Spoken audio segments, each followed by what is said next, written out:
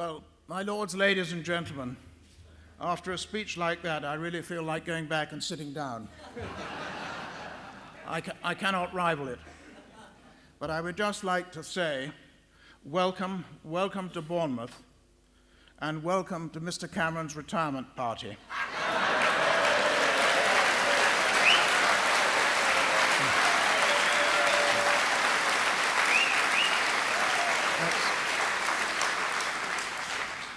That's my last chance of getting a peerage. Oh, I've got one already.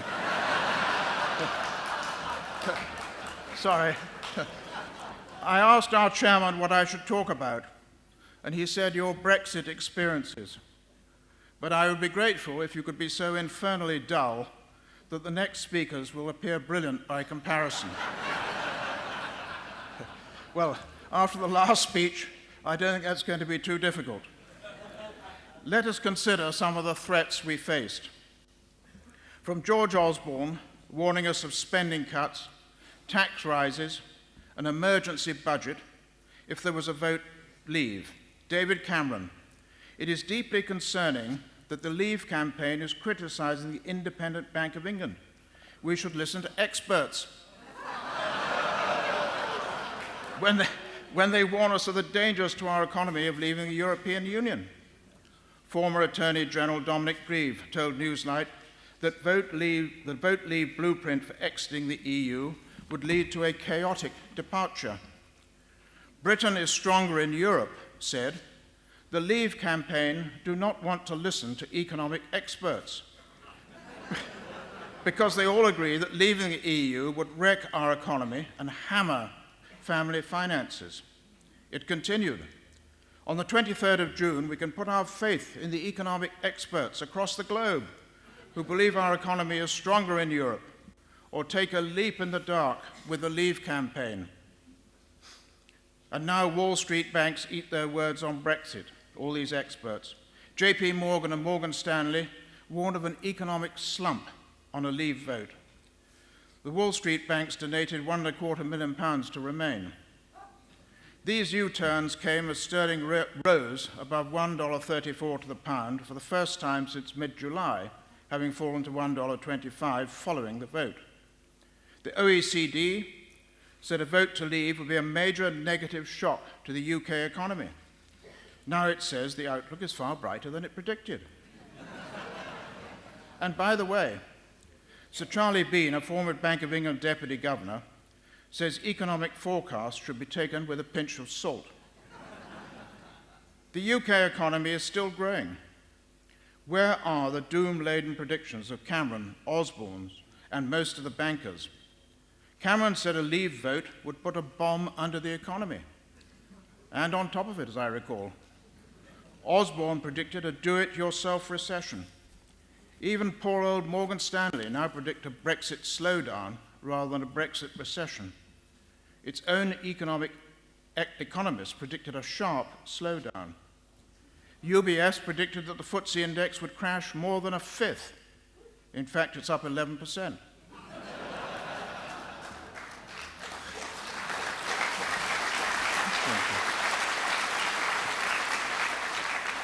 The bankers are wrong about Brexit, were wrong about ending boom and bust, and were wrong about the 2008 crisis. Even our Chancellor, or former Chancellor, seems to have missed all of his budget forecasts over the years.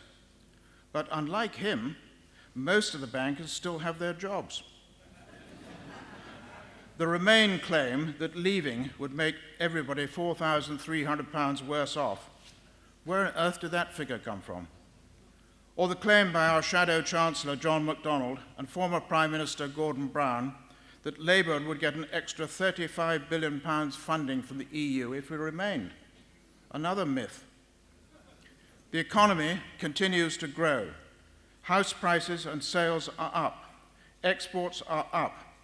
Investment plans are up. Retail sales are up. And 27 countries have approached us already for trade deals. How wrong can these experts be?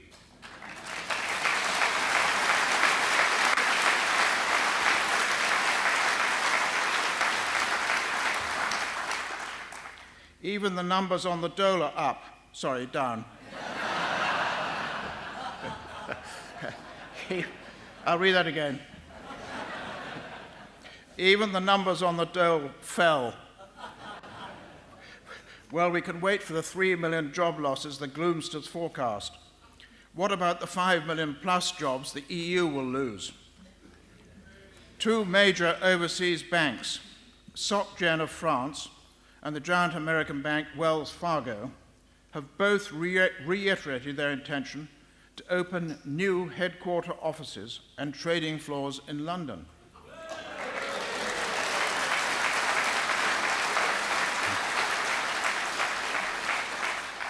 Even Sir Martin Sorrell, head of advertising giant WPP and a fervent Remain supporter, says his global company is benefiting from a post-Brexit recovery, and the lower pound makes our exports more competitive. All these Remain scares remind me of the Remain man on Westminster Bridge, who saw another man on the parapet about to jump into the river. He grasped the man firmly by the ankles and asked him what he thought he was doing. The man who was about to jump mumbled something about recession, trade barriers, economic disaster, and war if we voted leave. The Remain man asked him to come down and tell him all about it. A vote to leave surely could not be as bad as all that. 5 minutes later, they both jumped off the bridge.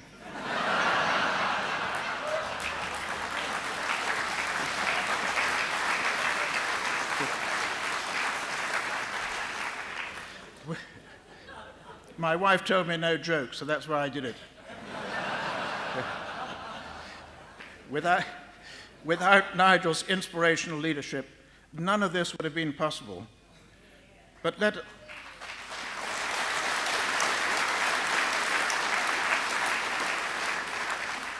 us also not forget those who founded the party and grew it and held UKIP together for all those years in the wilderness. We owe a huge debt of gratitude to Nigel and to all of you and the 17.5 million people who voted to leave.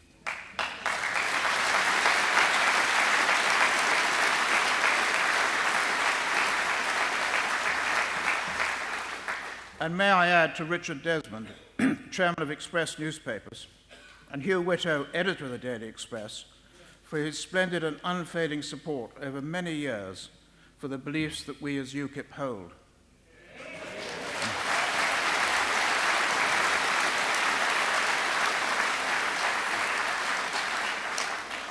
Even though I'm deputy chairman of Express, unpaid,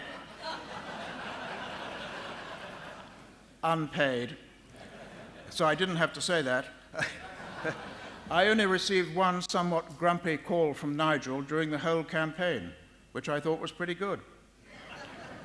But let us not forget, in electing a new leader after a very strong leader, there may be disgruntled members who seek to disrupt the party. This must be avoided at all costs.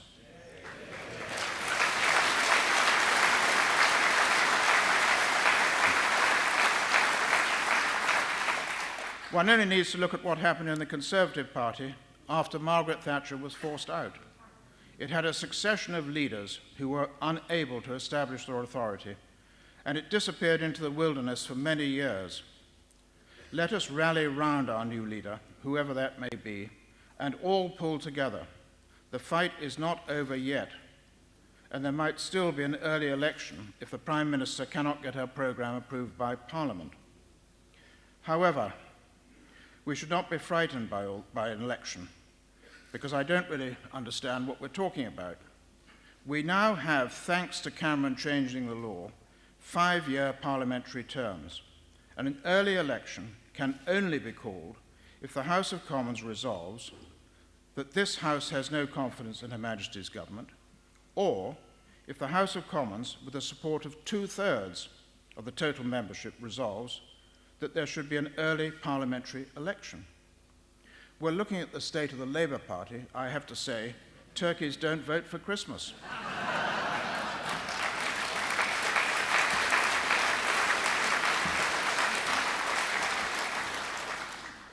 Difficult as an early election is, therefore, we must be united and ready.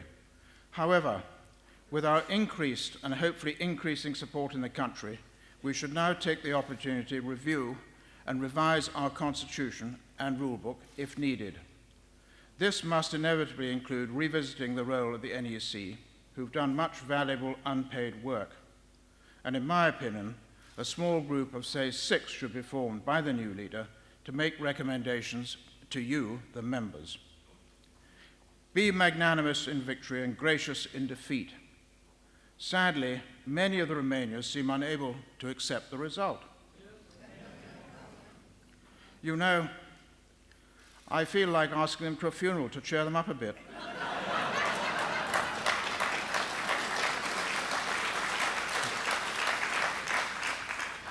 When you think that 1.5 million more voters voted to leave than remain out of a record number who voted, you have to ask, do they ever do their homework? If at the last election, 20,000, yes, 20,000 voters in the most marginal Conservative seats had instead voted for the runner-up, the Conservatives would have lost over 20 seats and thus their majority. Is that marginal enough to call another general election? We are not Brussels. When a country votes against the Lisbon Treaty, they ask them to go on voting until they vote in favour. There were 2 organisations vying for the official designation in the referendum. The winner getting a government grant and the ability to raise and spend more on the campaign. These were Vote Leave and Go Movement, or Leave EU. I was on the board of Go with Nigel. The chairman was Richard Tice. We did not get the designation, not because I was on the board. At least I hope not. Largely, I think, because the cabinet ministers joined the Vote Leave. Vote Leave refused to work with us, try as hard as we could. A committee was formed in Parliament by Vote Leave, to which we were invited.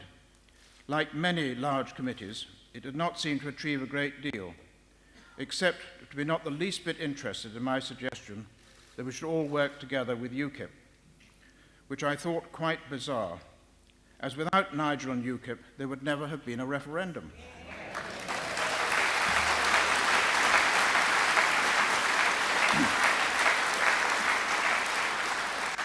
Sadly, even the government does not want our help in negotiating Brexit. As far as the campaign was concerned, it seemed to me that until we got onto the subject of immigration, we were in danger of losing. The Vote Leave campaign did not, until they saw the writing on the wall, want to discuss immigration. Even amongst a group supposedly working together, one of us was described by one MP on the Vote Leave side as toxic. Well, toxic enough to gain 17.5 million votes.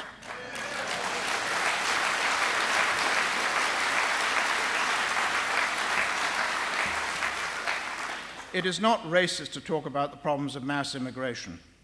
700,000 gross a year, this is the figure to concentrate on, inaccurate as it may be, when you consider vastly more national insurance numbers are issued to non-British citizens a year. I suspect we have no real idea what the true figures are.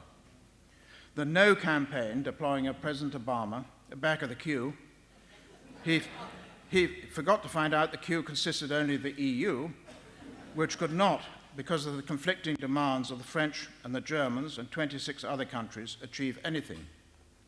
The EU has not agreed a single one of the 27 chapters that make up that treaty. TTIP, the Transatlantic Trade and Investment Partnership. Plus, that treaty, TTIP, threatened a Pandora's box of corporate lawsuits. In healthcare, for example, the US desire for companies who felt excluded from foreign countries on public services by governments should be able to sue those governments in order to participate or get compensation. They could compete to run the NHS, which could, therefore, under that agreement, have been virtually privatized. Think how much easier it will be for one country, the UK, to negotiate trade deals. After all, Norway did it in 7 months. Or deploying Tony Blair, Gordon Brown, John Major, Mrs. Merkel, Holland, the IMF, CBI, and every Tom, Dick, and Harry were, in my view, counterproductive. As we know, for example, one of the CBI's major contributors, in money terms, is the EU. And the latest farce of the Governor of the Bank of England, claiming that their forecast before and action after the vote helped to steady the ship and meant the effects were not as bad as they might have been. Well, I'm only a Cambridge economist, but I couldn't get into Oxford.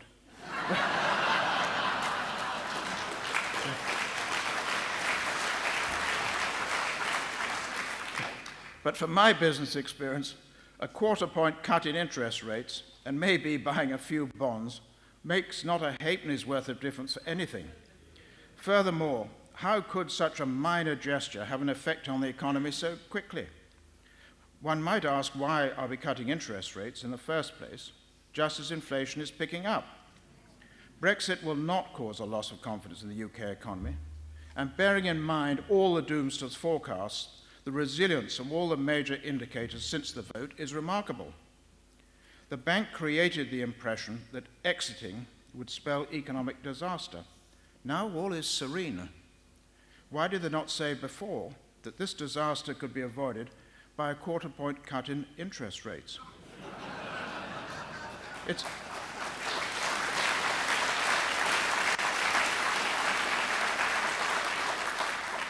It's impossible to believe. The Treasury were just as bad. What a terrible shame that both bodies did not remain independent and above the fray. We were not greatly concerned with Project Fear. Cameron and co, having won the general election on Project Fear, thought they could repeat the process, a major mistake. Of course we made mistakes too, but we had you on the ground, the whole UKIP organisation, Aaron Banks and all his telephone canvassing. As they say, you cannot win a war without boots on the ground. Remainers were so busy fiddling around Westminster that they missed the plot. And may I just add, never underestimate an opponent, especially a swivel-eyed, blinkered loon and a fruitcake.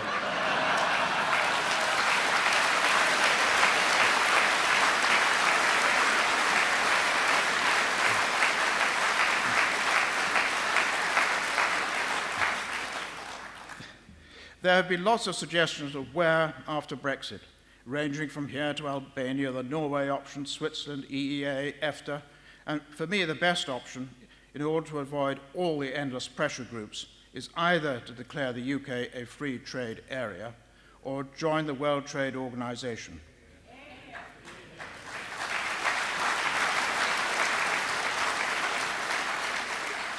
And to do it as soon as possible.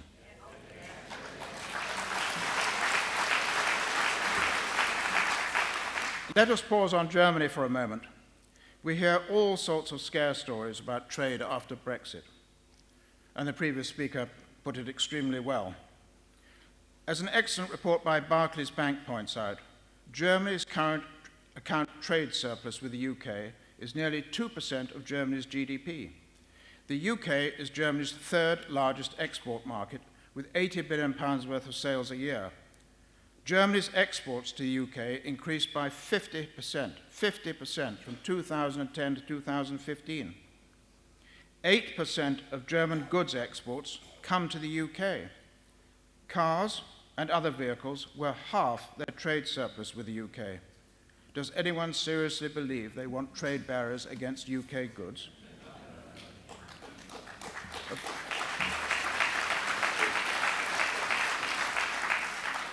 Of course there will be problems, but to try and satisfy every pressure group is impossible. The threat that many companies will relocate should be ignored. Sooner or later, people will realize that to relocate businesses to France, Italy, Spain, Greece, Turkey, or even Germany presents a huge and rising risk when you look at the state of the EU. I do know Turkey's not in it yet. You have even seen Mr. Verhofstadt, if that's how you pronounce it, their new head EU negotiator on Brexit. Here is a man who knows his business, saying that we, the UK, are rats leaving a sinking ship.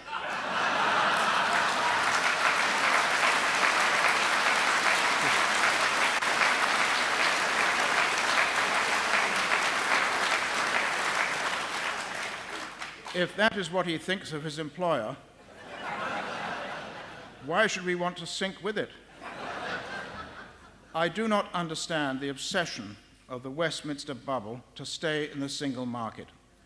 Of course we want tariff-free trade with the rest of the EU, but single market means unlimited immigration, all the EU rules and regulations. And would you like to come and make the speech? You do it better than me. You've only got to read it. Now, where was I? All the EU's rules and regulations and the jurisdiction of the European Court of Justice.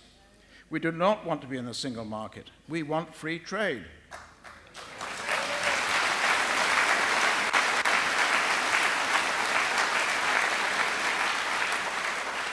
Our negotiating strength is much stronger than some realize. So the EU gets 2 years, when we exercise Section 50. If there is no agreement, we just leave at the end of the 2 years. They will fall over themselves to do a deal. And 1 day later, we will open and finalize fairly quickly trade deals with the rest of the world. Our aim should be to turn the UK into a low-tax economy. Thanks to Brown's and Osborne's fiddling, we have a tax code that is nightmarishly complex and a major drag on the economy. The new Chancellor keeps on saying the result of the vote is a surprise. Well, although in fairness, he does not seem to be the only one. In Iraq, there was no plan B. One would have hoped Mr. Cameron would have learnt from that experience. But sadly, he does not seem to have had a plan B in Libya either after Gaddafi was overthrown. And now we discover that the government and civil service did virtually none, if any, planning if the government lost the referendum. What were they all doing? The new Chancellor has a great opportunity to make major simplification and reform. Let us hope he does it. It must be fair, and big businesses must pay their due amount, but it must be simple and offer incentives. Let us have a low tax and free trade economy, and have it soon. And let us get on with Brexit, either by repealing the 72 European Communities Act,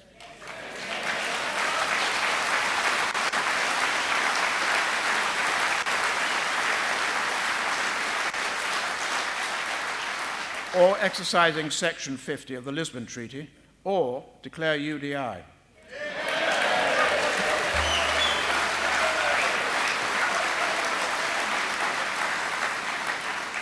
The longer we delay, the more entrenched negotiating positions will become. We are assuming that while we, from a zero starting position, because of the disgraceful failure of the prior administration of the civil service to make any preparations for a leave vote, that we have all the time in the world. Immigrants are flooding in, our social services are being overwhelmed, and our opponents, the EU, are planning their approach and seeking to present a united front in their negotiations with us. Why are we giving them so much time to prepare? The great British people have given the government their instructions. Get on with it and stop fiddling around.